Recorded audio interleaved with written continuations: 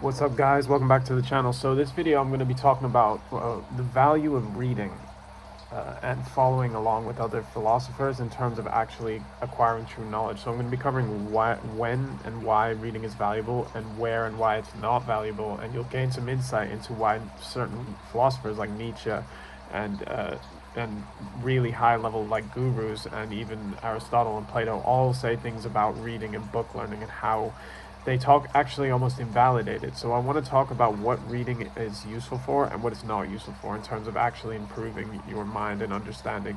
There's two factors, right? There's improving your mind, and then there's gaining in knowledge and wisdom, and those are two separate things that I'm going to go over. Okay, so basically, what is reading good for?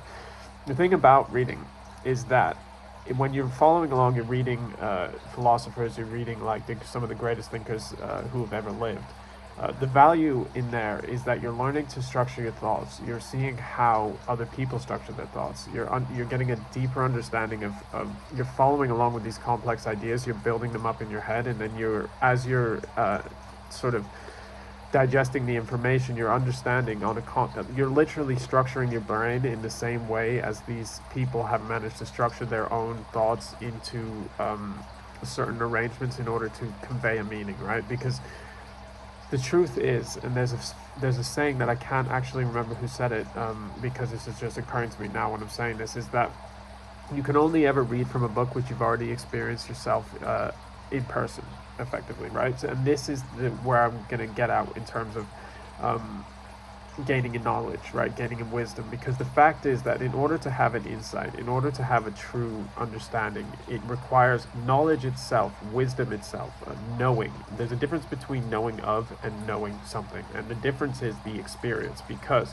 actual insights that are discovered through experience have the quality of being lived through. It's an understanding of cause and effect, right? The coincidence of certain stimuli and the actual happening of events, and how those events when they happen cause other things to happen. Like actual insight involves the temporal unfolding of events, and watching as certain things happen and other things come to be, right? So true actual wisdom is the understanding of how things happen, and when this happens then that happens, and understanding these dynamics that are not fundamentally communicable or interpretable by words. Because the fact is that the when you take an actual understanding that you have and you put it into words, what you're doing is trying to represent this to someone to convey it to them. But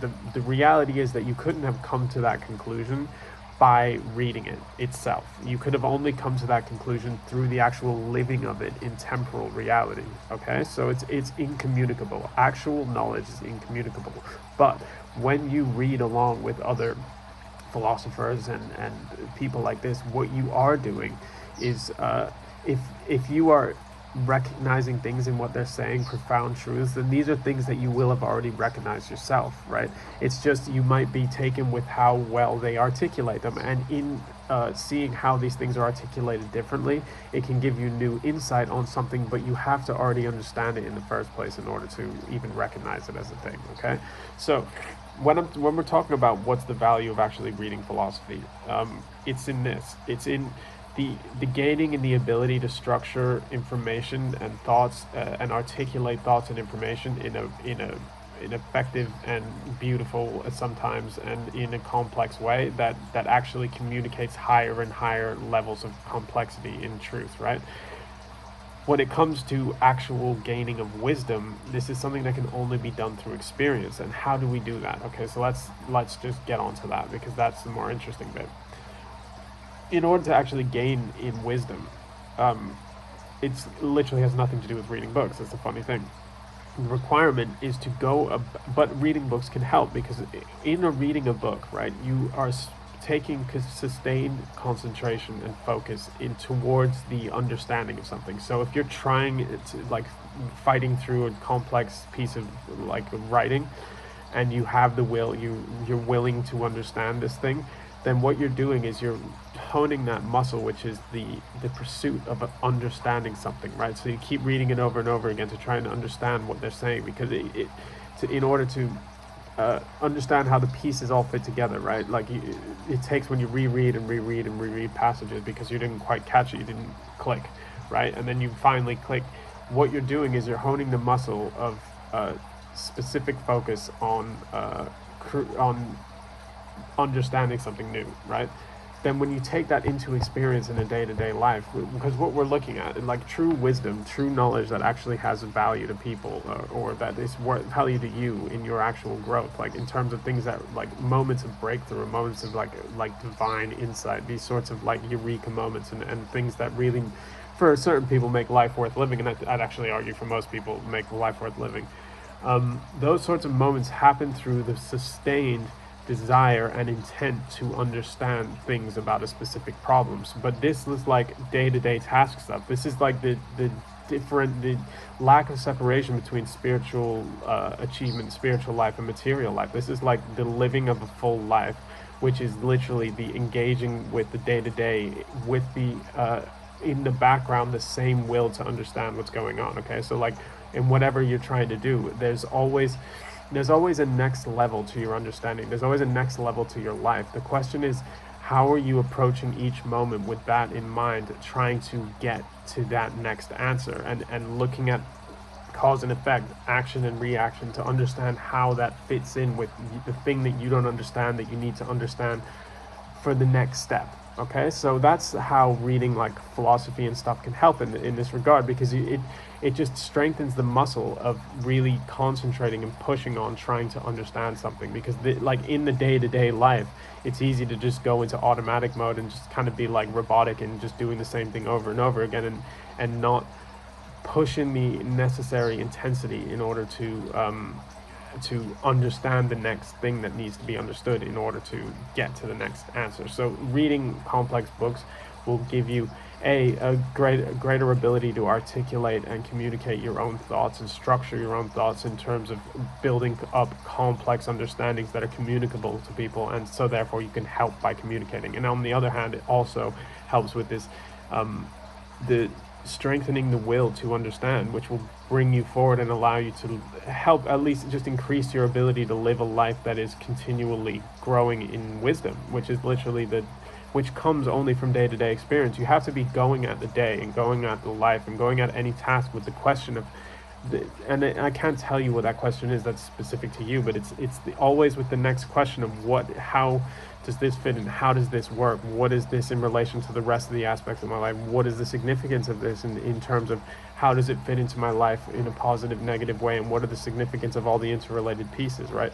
It's those sorts of like pursuing life as a mission as a mission of understanding, pursuing life as a complex text that's set out in a temporal fashion in order to, like, as a mysterious object of continual growth and understanding is one thing that you can really gain from reading complex books, and also just enjoyment. I mean, a lot of people read because they want to learn big words to impress people, because like it's cool, and like I don't know, some people like to like use large words in order to make people basically shut down and just be like, oh, I don't know what you're saying, so that means you're smart, like as a power play, in interpersonal power play. And that's cool, I guess. I mean, that's some people's motivation, but at the end of the day, the actual motivation of the philosophical mind is in order just to hone the mental. So our symbolic our actual mental structures don't fall into just like brutish patterns, effectively, right? Like if you're constantly using your entertainment time to read these and form these complex ideas just by following along with someone else's, what you're doing is literally structuring your mind in a way that is different than if you're like fucking scrolling through TikTok or while eating Cheetos or like, you know, watching porn or something. It's a very different structure to the mind that makes the pursuit of higher and higher wisdom in terms of literal, contextual, experiential learning much more like profound and available to you, because you're in that frame of mind, you're approaching life in that frame, and that's the value of it. So just in short, reading to gain wisdom? No. Reading to gain knowledge? Yeah. I mean, reading to sound smart? Sure. But the point is that reading itself and following along with the ideas of people who took the time to put these things down can greatly increase your mental structure and your ability to structure complex thoughts, and therefore help just while you're in downtime to increase your just to strengthen the muscle of discovering real wisdom through life and making connections between disparate events, and how your intent and your actions within different events cause these sort of cascading cause and effect spirals that then give you a much more complex and profound ability to work effectively in life.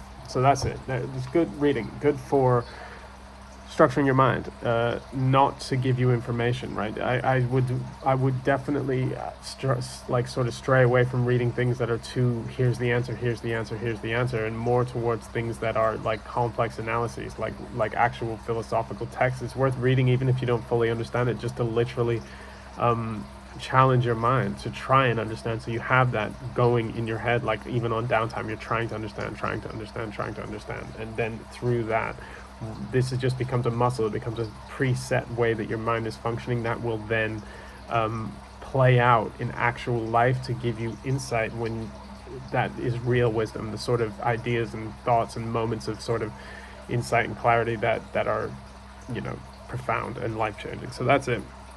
Reading is good for mental structure, but not going to give you profound insights. Profound insights come from experience, and it's because it's experiential knowledge itself. Wisdom and real profound moments only come from experiential insights, but reading of profound books can help to just tune your mind to be active in that way, and it's like sharpening the sword effectively, or helping to keep your mind in structure when you're on downtime, rather than like turning it into mush by all the other sort of like distractions, and like degrading actions towards actual mental clarity. So that's it. I hope you enjoyed it.